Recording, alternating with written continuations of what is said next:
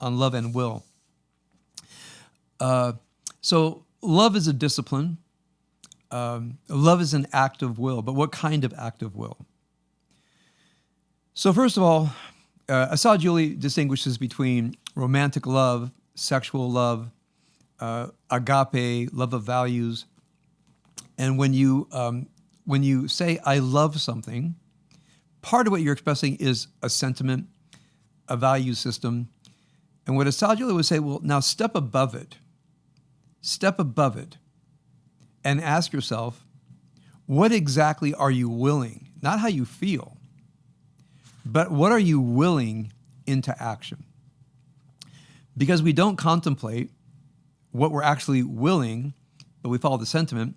Here's what we see, and I'll just take a few pages from my a book that I'm doing my 17th edit. It's getting better and better every time I go through it. Also, my class is coming up. I hope you take the survey and join my classes starting in about a week and a half. Love is filled with judgmentalism. Sometimes when we love somebody, the first thing we think is how they should be, what they ought to do. And how they should be, what they ought to do, has to do with our needs. Meaning, I want them to be in such a way that will make me feel better. We automatically, inherently judge other people and judge our situations by an inner standard for our well-being, what we think is right and wrong. So where do I see this? Obviously with parents who can't stop giving advice. And they say, well, I mean well. And I've heard this so many times. I have to tell you from where I'm sitting, I'm dealing with the damage 10, 20, 30 years later. The damaged adult child of the well-meaning parents who never got a break every single day. Did you do your homework? Did you excel at this? Did you use your time wisely? And, some kids blow that off, and some kids feel they've never, ever felt the unconditional love of a parent, that they were actually just okay. Constant living by a standard. And sometimes when I've been able to do help families overcome estrangement, the parent almost always says to a person, I meant well. And sometimes I have to restrain I've heard it so many times, I just have to remember not to talk. Because part of me doesn't want to hear that anymore. Part of me just wants a parent to say, I apologize. Don't start with I meant well. Because meaning well is not enough. Apologies are a really great place.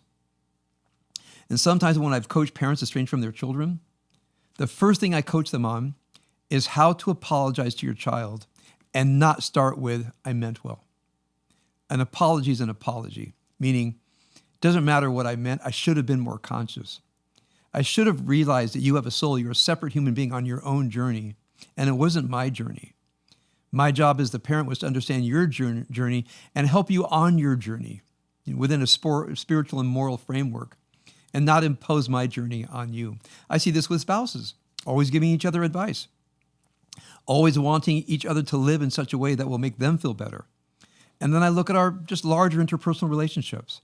Now, this is, as we saw from my comments on Assagioli a couple of weeks ago, this is natural human self-centeredness. Of course we come at the world from the center of the self. There's no other way we can, whether one is approval-seeking or judgmental, whatever it is, you're going to come from the default state of your unconscious ego self. That's where we all begin. But a conscious person can look at it and ask oneself, am I an enabler on one hand? Am I the judgmental type on the other hand?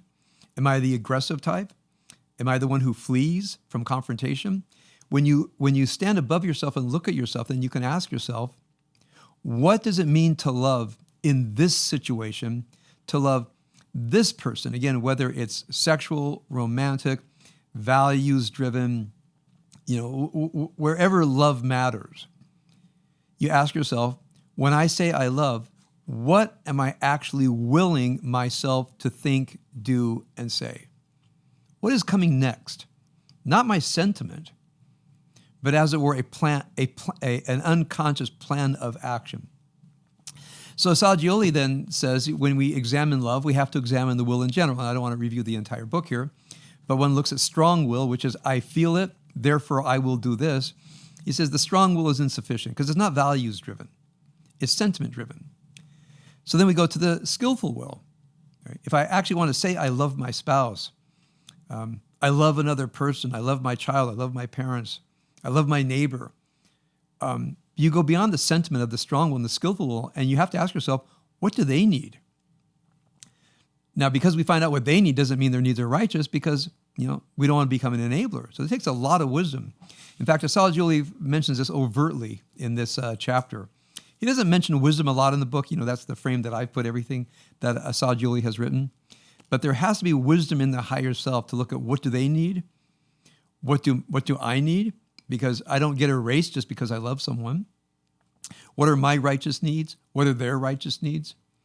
What does it mean to love in stages? I won't review his chapter 3 here, where he talks about all the different qualities of the will. He has aspects of the will, which are the strong will, the skillful will, the good will, and the universal transpersonal will. And then he has the qualities of the will, which I'll talk about another night. So in contemplating this chapter, love and will, and especially from my counseling experience and reflecting on my own life, how much we naturally come at love from our natural, the self-centeredness of the unconscious ego self. It's entirely natural. There's nothing bad about it. But when we want to be conscious human beings, we have to transcend and access wisdom. So one thing I really love about this poem is this idea of unfashionable, and I'll just want to take the fashion to oneself, as it were, one's own fashion of loving, one's own fashion of being in relationship, all kinds of relationships, family relationships, relationships at work, other organizations. We bring our own fashion. And then we have to ask ourselves, we have to scrutinize ourselves, we have to look above ourselves and realize the fact that I have a style, that I have a fashion, and I think sometimes in the constraints of our personalities for sure, but beyond personality is character. Personality is what we're born with. Character is what we do with our personalities. And this, for me, takes a lifetime of constant introspection. I just want to share with you a brief kind of, I would call it parking lot counseling, so there's no parking lot anymore. So this is just a quick phone call. When I describe what this work entails, the person says, Rabbi Finley, that is so much work. This life of constant consciousness, of the higher self regulating the ego self in a daily practice. I said, well, that's ideal. But at least when you're feeling emotionally distraught, at least know enough not to take your emotions as truth. That's the minimal. The fact that I feel it doesn't mean that my feelings are connected to reality. The fact that I feel it, now if my feelings are real, they might not be connected to reality. If one just knows that, when you feel distraught, when you feel angry, when you feel defensive, when you feel judgmental, when you feel, well, that's so out of fashion for me, for my group, just pause. Take a deep breath. That's the stimulus.